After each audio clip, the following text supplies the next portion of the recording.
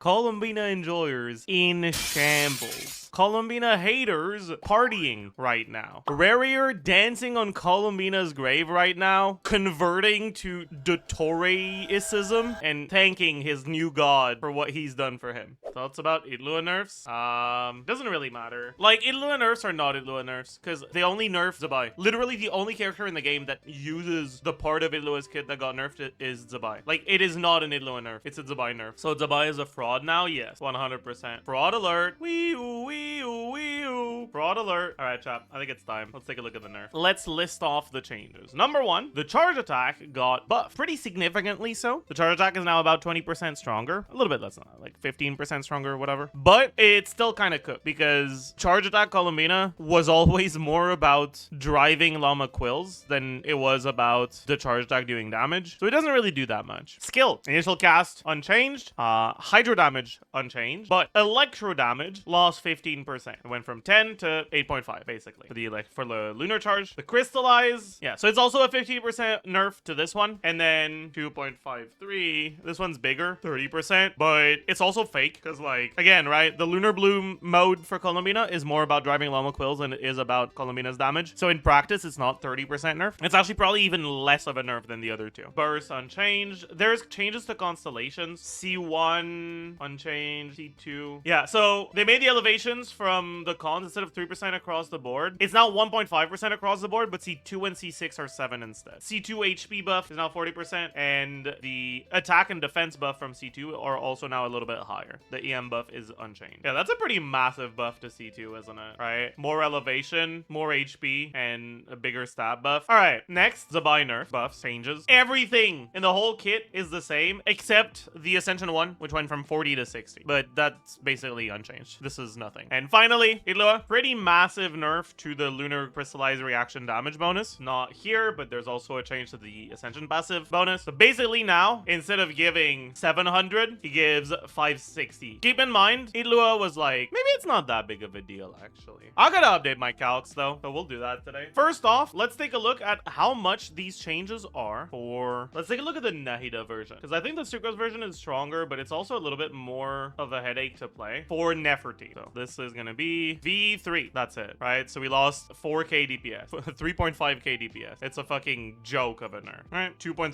nerf to the team. It's nothing. Now we can take a look at some of the other ones. I did want to look at some like pseudo carry ones as well. So let's look at this. So also about a 2% nerf to this team. If you're doing 6 charge attacks, which is generally what you'll get in these teams, like that's the upper limit, you get a total of 18 of these. 5 charge attacks, you get 15. And you get a total of 15 of these per rotation. So it's basically the same amount that you get. This one got nerfed by about 1% per hit. This one got buffed by about 0.5% per hit. So overall, it's just always going to be a nerf, even on the charge attack playstyle. But it's not that big of a nerf. Because again, if you look at her damage distribution, this is the part of her damage that's coming from her lunar blooms. 2.7k out of 1.5 million. It's not that much. And we only have the numbers. There's a chance they change some of the animations. If they made the charge attack animation cancelable or slightly faster, then it's a massive buff. Is she even worth if I have 0 Nod Krai characters? It's hard to recommend her in my opinion. How is Sac Jade on Columbina? I need to pick a battle pass weapon. It depends. Her ER requirements tend to be relatively high, so it doesn't tend to be that good, but in teams where she doesn't have high ER requirements, it is her best. Like, it is a good weapon for her. Next up, we can take a look at maybe a Flins team. In the Flins team, I expect the buff to be honestly pretty similar. So it's now 8%. It's a little bit smaller, actually. 1.5%. I suppose this is a team where you're playing Serenade Columbina, not Dawn Columbina, so it makes sense. In the wheelchair stuff, though, should be a much bigger nerf. For the wheelchair core, it's closer to like 4 or 5% nerf. That's not much at all. Yeah, it's really not that big of a nerf. Morningstar or SMS for Bina? Depends on the team. As a general rule, put her on Serenade. In Zibai teams, generally she goes on the new set instead. Now we go update the Zibai Calcs. This is the one. I had not implemented the clarification of the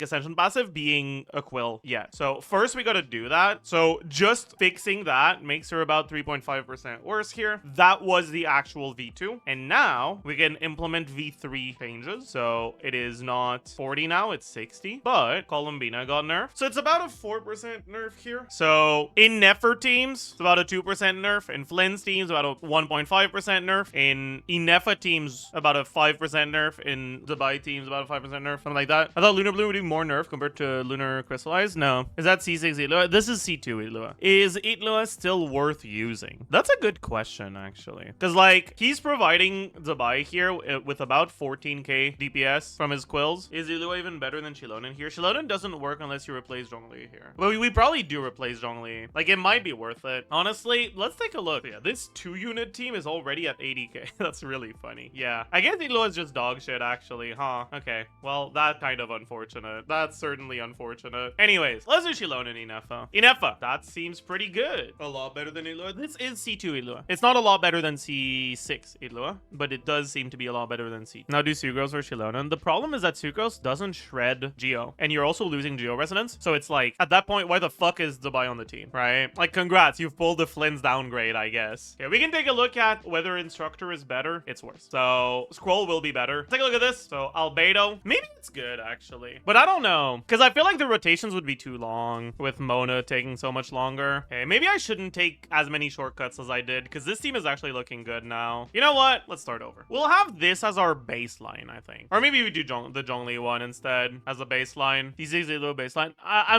want to have a frame of reference for other teams. I'm using Illuga C6 because I want to see if there are other characters that are better than Illuga C6. Nobody has Zhongli. Is that true? I feel like everyone has Zhongli. How high is his ownership rate? I don't. Okay, everyone's saying I don't. Okay, GG. Never mind then. Damage, time, DPS, and with Illuga C6 and Zhongli with the about 4% nerf, that makes sense. How does it ignore defense? It scales off of it. Chat, can I get a Zibai in the chat, please? Thank you very much. I appreciate that. Anyways, Columbina, we don't have double HP main stat because we need the Arsens on this team. Damage, time, DPS.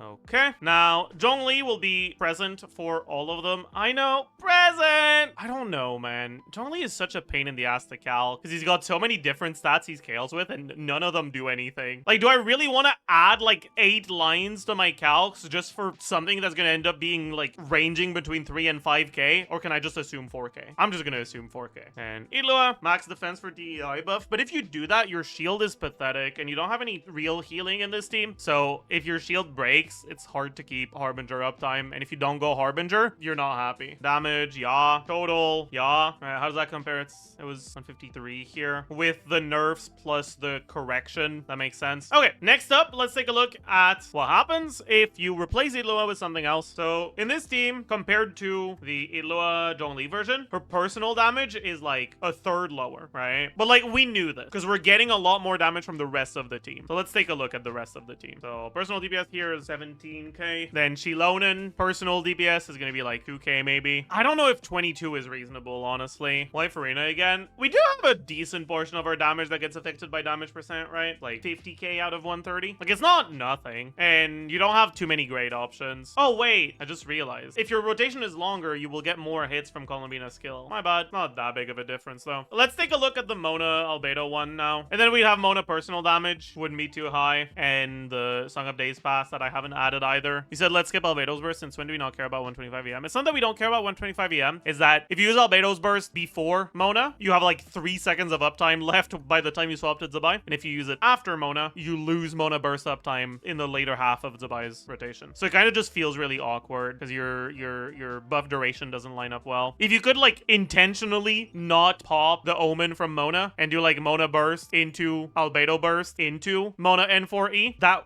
would work. But Columbina has off-field hits, which means that the Omen will pop by itself. So like, it's a little bit worse, but it's not that much worse here. And like, I'm really not sure about the rotation length for teams like this, honestly. All right, let's take a look at some potential team ideas that don't include Zibai. So I guess that can all go into the Columbina bad sheet for the stuff that doesn't have other Nod Krai 5 stars. What sort of team do I want to look at? Columbina. I want to look at Columbina official stuff. Can you bring a Geo here? I think official Electrop is too high, so you kind of can't. Like, it works fine with Ineffa, because Ineffa application is slow enough that you'll basically never have more than 0.5 U electro on the enemy. But with Fischl, your application is way too fast, so you won't get a lot of lunar crystallize. So you probably can't. Well, that's not true, right? Like with Zhongli, you still could, because Zhongli's app is just fucking insane now. But other than Zhongli, you probably can't. Yeah, so you'd probably just focus on the lunar charge stuff. What would be good with that? Well, you probably want to activate the witch buff. Question is, do you go Sucrose or Durin here? All right, probably Durin over Sucrose here, because no, you don't care about the attack buff actually. But Durin does get to vape here. But Durin vaping makes you hit with lunar charge less often, so that's not actually that good. So for I guess for now, let's look at Sucrose. And then what would the last slot be? Xilonen. You could think about Xilonen. Right now, your biggest problem here is that Columbina has no good set, right? Because you don't have Ascendant Gleam, so she doesn't have a good set. But you can't really use Furina because you don't have a healer. So you can't use Maréchal Say. So do you just accept having a bad set, or do you bring a relatively weak Nod Krai 4-star? I'm not sure which one is better. Honestly,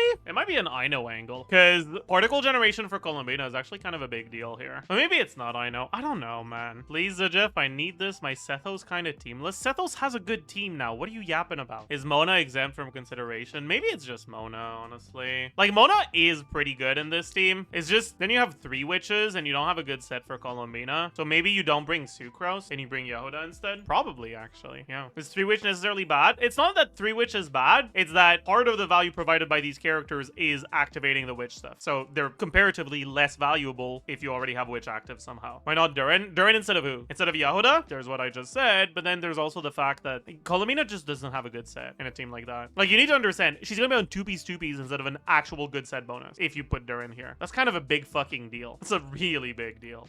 Sac Jade, Sky, Stringless, not sure what set yet. This is definitely VV. Fav, Mona, Serenade, I guess. Sac, Mona, and EM build? Nah, don't think so. Like, EM won't be bad on Mona here, but I don't think you want Sac. I think Fav is just too good. And then, what's gonna be the set for Fischl here? Is it ever just a Dawn angle? I don't think she does enough, so probably not. Yeah, new witch set works on her, right? So we can just do that. And the Golden Troop still insane. You have a lot of damage percent in this team, right? We have Stringless, we have Mona, and we have no attack percent. So new set is probably better. So her personal DPS in this team is at 74k. All right, I guess. If we go Dawn instead of Sky, we're at 68k instead of 73, 74k. Isn't that VV super fake? It's not that bad, because your rotations are kind of like, your rotations are very vibes based. Like, this is the sort of team where you straight up have time to do a Yehuda charge attack if you need to refresh your VV. Like, it's, yeah, pretty funny one. I don't know. Deuce on the loose.